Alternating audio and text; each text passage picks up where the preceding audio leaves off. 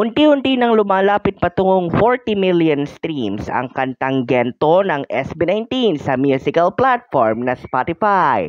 Base sa official tabulation na natanggap ng Mabuhay Radio News pasado alas 3 ngayong linggo ng hapon mula sa SB19 Spotify team, mayroon ng 39,673,390 streams ang Gento na nadagdagan ng 47,953 mula sa kahuli-hulihang tracking period na nagtapos noong Biyernes Santo.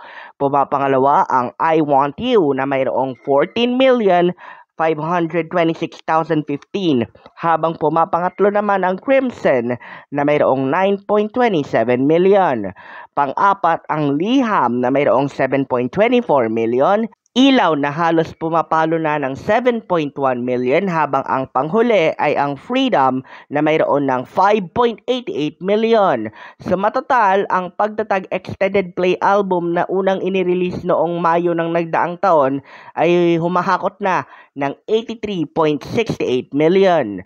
Target naman ng iba't ibang 18 fan forums na paabutin ng milestone na 100 million ang Pagtatag Extended Play Album, lalo na't magtatapos na ang mismong world tour na tumagal ng higit 10 buwan, magmula noong Hunyo 24 ng nagdaang taon hanggang sa finale schedule na Mayo 18 hanggang 19 ngayong taon.